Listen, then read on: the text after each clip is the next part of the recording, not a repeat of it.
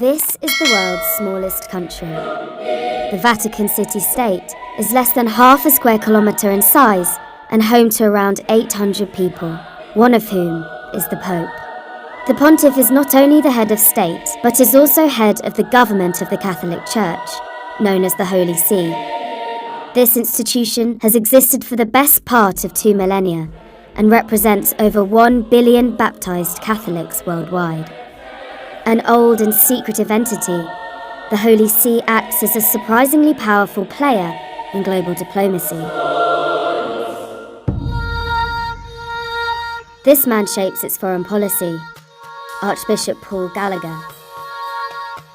Here are his key strategies on running the world's oldest diplomatic service.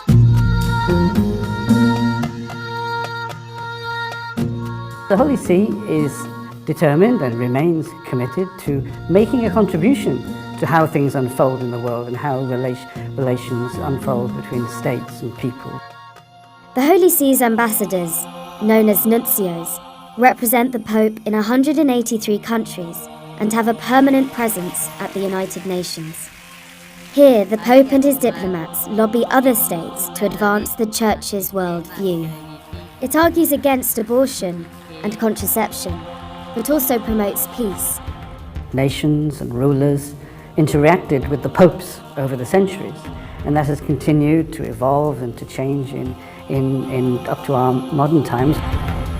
In Africa, papal envoys have mediated peace talks to end wars in Sudan, Ivory Coast, and Burundi, but it can also be dangerous work. In 2003, the nuncio to Burundi was assassinated by rogue rebel gunmen for his part in negotiating a peace deal, ending the country's decade-long civil war.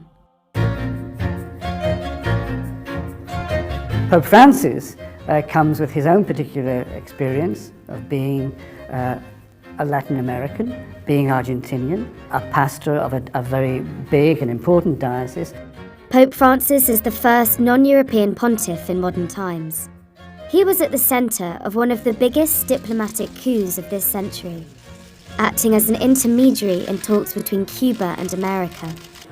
These talks ended more than half a century of frozen relations between the two countries. There has always been a tendency in the Church to be focused on particular areas, Eurocentrism, North American centricism. I think what the Pope is trying to say is that let's have a global vision for a globalized world. Today, more than 60 million people are displaced worldwide. Pope Francis has said that this is one of the biggest global challenges of the 21st century. Lottatori di speranza, a voi auguro che la speranza non diventi delusione, o peggio, disperazione. He believes it's a global problem, so it's something that we've all got to shoulder. In 2013, Pope Francis called the mass drowning of migrants off the coast of the Italian island of Lampedusa shameful. 15 days later, Italy launched Operation Mare Nostrum, a naval mission to rescue migrants at sea. If we reject the refugee, we in some ways induce in ourselves a certain indifference to the humanity of suffering around us. But the Catholic Church has been condemned for turning a blind eye to decades of human suffering within its own institutions, a series of sexual abuse scandals around the world. Pope Francis has pledged to address these crimes, which have damaged the Church's reputation. La Iglesia es consciente de este daño. Con los chicos no se juega. While there are calls to modernise the Catholic Church and the way it's run, behind the scenes, the Vatican remains a powerful force.